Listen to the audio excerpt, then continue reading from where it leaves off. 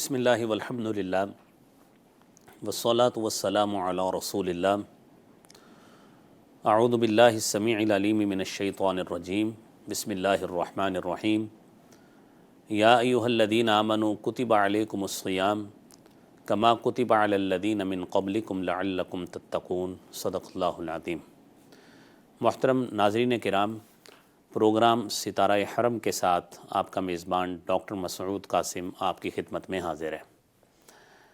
ہمارے اس پروگرام میں رمضان المبارک کے مقدس مہینے کے حوالے سے اس کے خصوصی مسائل جو ہم میں سے ہر شخص کو رمضان المبارک کے حوالے سے، روزے کے حوالے سے ان مسائل کی آگاہی ضروری ہے، اس حوالے سے آج کے پروگرام میں گفتگو کی جائے گی۔ بالخصوص سحری کے حوالے سے اور افطاری کے حوالے سے جو ہمارے مسائل ہیں، جو شریعت کے تناظر میں اس کا حل انشاءاللہ پیش کیا جائے گا۔ اس میں سب سے پہلی بات چاند کے دیکھنے کے حوالے سے ہے کہ رمضان المبارک کا چاند دیکھنا ہے تو اس میں کون سی چیز مد نظر رکھنی ہے۔ رسالت مآب صلی اللہ علیہ وآلہ وسلم نے ہمیں چاند دیکھنے کے حوالے سے جو اپنے فرمان سے آگاہی فرمایا صوموا لرؤیتہ وافطروا لرؤیتہ۔ آپ نے جب بھی روزے کا، رمضان کے مہینے کا آغاز کرنا ہے تو چاند کی رؤیت کے ساتھ کرنا ہے۔ چاند نظر آئے، چاند دیکھیں تو آپ روزہ رکھیں۔ اور اسی طرح ہی جب رمضان کا مہینہ جب پورا ہوتا ہے تو آپ نے روزے چھوڑنے بھی اس وقت ہیں جب آپ شوال کا چاند دیکھ لیں۔ لیکن اگر دونوں کیفیات میں، رمضان کے آغاز میں بھی اور رمضان کے اختتام پر بھی، آپ صلی اللہ علیہ وسلم نے فرمایا ان غم علیکم، اگر تمہارے اوپر بادل چھا جاتے ہیں، کلاؤڈی ایٹماسفیئر ہو جاتا ہے اور مطلع ابر آلود ہو جاتا ہے، تو اس کیفیت میں کیا کرنا ہے۔ رسالت مآب صلی اللہ علیہ وآلہ وسلم نے فرمایا فَأَكْمِلُوا الْعِدَّةَ 30، پھر تم 30 کی عدت یعنی 30 کی گنتی پوری کرو۔ پھر اس طرح 29 پورے کرنے کے بعد روزہ رکھنا یا روزہ چھوڑنا اس طرح نہیں کرنا، بلکہ 30 کا عدد پورا کرنا ہے۔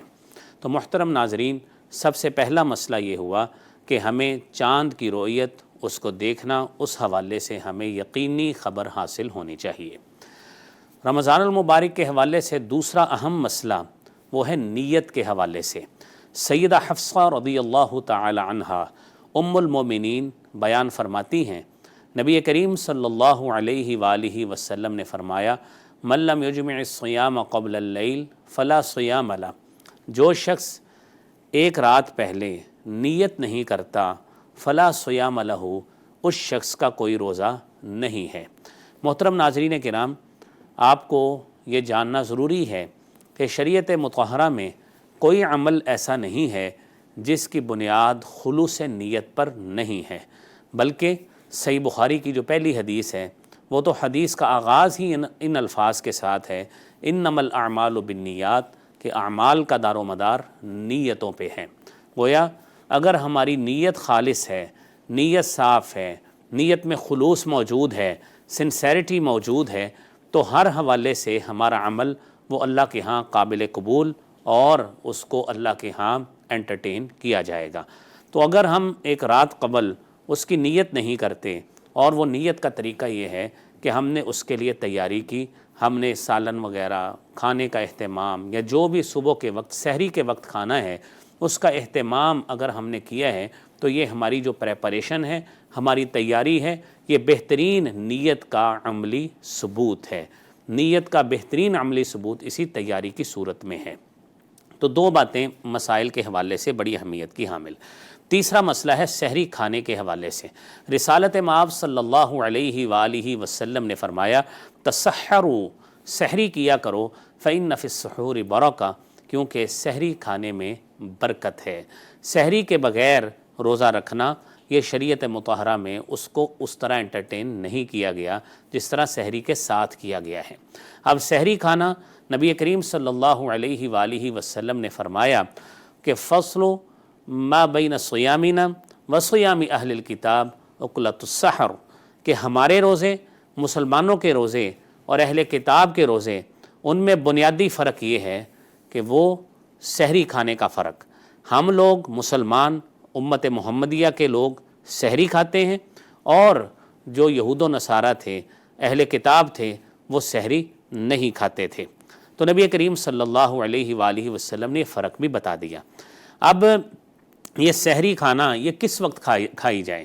نبی کریم صلی اللہ علیہ وآلہ وسلم نے سحری کو تاخیر سے کھانے کی فضیلت آپ صلی اللہ علیہ وسلم نے اپنے فرامین کی روشنی میں بیان فرمائی ہے۔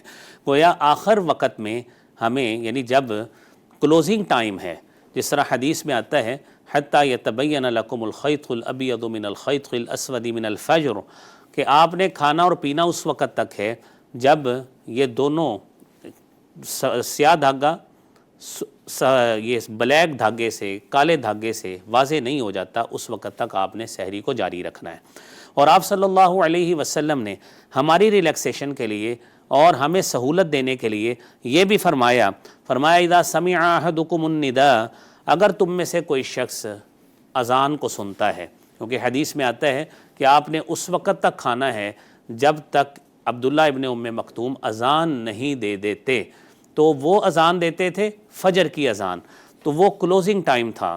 تو نبی کریم صلی اللہ علیہ وآلہ وسلم نے فرمایا اذا سمع احدکم النداء، تم میں سے کوئی شخص اذان کی آواز کو سنتا ہے، والاناء فی یدہ، اور برتن اس کے ہاتھ میں ہے، فلا یضعہ، وہ اس برتن کو رکھے نہیں، حتی یقضی حاجتہ، جب تک وہ اپنی حاجت کو اس میں سے پورا نہیں کر لیتا۔ یہاں پہ محترم ناظرین کرام، یہ جاننا انتہائی ضروری ہے کہ ہمیں کھانا ہمارے سامنے ہے، ہم کھا رہے ہیں اور اذان ہو گئی ہے، ٹائم کلوز ہو گیا ہے، تو اب ہمیں کیا کرنا ہے؟ ہمارے پاس جو چیزیں موجود ہیں، مثلا دہی کا پیالہ ہے، چائے کی پیالی ہے، چائے کا کپ ہے، جو برتن جس کو ہم نے ٹچ کیا ہوا ہے ہم اس کو پورا کر لیں۔ یہ نہیں کرنا کہ ابھی ہم نے ادھر اذان کا ٹائم ہے، ہم نے کھانا شروع کر دیا، سیشیٹ ہو کے کھایا، اور پھر اس کے بعد دہی کا پیالہ بھی پیا اور پھر چائے بھی پی۔ یہ زیادتی ہے، یہ اس طرح اس ریلیکسیشن کو اس طرح اس سے انٹرٹین نہیں کرنا چاہیے، بلکہ جو چیز ہمارے ہاتھ میں ہے ہمیں اس سے اپنی ضرورت کو ممکن حد تک پورا کر کے، کہ جس سے ہمارا گزارا ہو سکے، وہ کام ہمیں کر لینا چاہیے، جس کی شریعت مطہرہ میں گنجائش موجود ہے۔ پھر اس کے ساتھ ساتھ نبی کریم صلی اللہ علیہ وآلہ وسلم نے جہاں پہ سحری کے مسائل ہمارے لیے بڑی وضاحت کے ساتھ بیان فرمائے، آپ علیہ الصلاۃ والسلام نے افطاری کے مسائل بھی بڑی اہمیت کے ساتھ، بڑی وضاحت کے ساتھ اس کی اہمیت کو اجاگر کرتے ہوئے اس کی وضاحت ہمارے سامنے فرمائی ہے۔ آپ علیہ الصلاۃ والسلام نے فرمایا، سب سے پہلی بات، لا یزال الناس بخیر، لوگ ہمیشہ خیر میں رہیں گے، بھلائی میں رہیں گے، ما عجل الفطر، جب تک افطاری جلدی کریں گے۔ جلدی افطاری کرنے کا کیا مطلب ہے؟ نبی کریم صلی اللہ علیہ وآلہ وسلم نے فرمایا کہ جب سورج غروب ہو جاتا ہے، غروب ہو گیا ہے، تو اس کا مطلب ہے کہ افطاری کرنے والے نے افطاری کر لی، یعنی اس کی افطاری کا وقت وہ شروع ہو گیا ہے، اور وہ جلدی فوری غروب کے بعد وہ افطاری کر لے، یہی اس کا وقت ہے، اس کے اندر اس کو افطاری کر لینی چاہیے۔ کیوں؟ آپ صلی اللہ علیہ وسلم نے فرمایا کہ جو یہودی لوگ ہیں وہ تاخیر سے افطاری کرتے ہیں، میری امت محمدیہ اس کو جلدی افطار کرنے کے حوالے سے آپ صلی اللہ علیہ وسلم نے ان کو حکم دیا ہے۔ پھر نبی کریم صلی اللہ علیہ وآلہ وسلم افطاری کس چیز کے ساتھ کرتے تھے؟ صحابی بیان کرتے ہیں، کان النبی صلی اللہ علیہ وسلم قبل ان یفطر قبل ان یصلی، آپ نماز سے پہلے افطاری کرتے تھے، اور کس چیز پہ کرتے تھے؟ علی رطوبات، تر کھجوریں کھاتے تھے۔ اگر تر کھجوریں نہیں ملتی فتمیرات، تو پھر آپ خشک کھجوریں کھاتے تھے۔ فإن لم یکن تمیرات، اگر خشک کھجوریں بھی نہ ملتی، حسا حسوات، آپ پانی کا گھونٹ پی لیتے تھے۔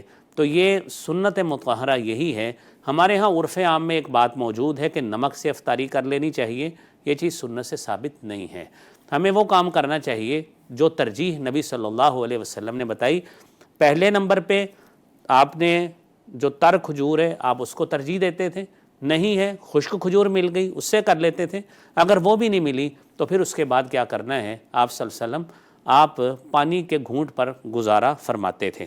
اور پھر اس کے ساتھ ساتھ اس میں افطاری کے وقت کون سی دعا جو ہے وہ پڑھنی ہے، یہ بھی بڑی اہمیت کی حامل بات ہے۔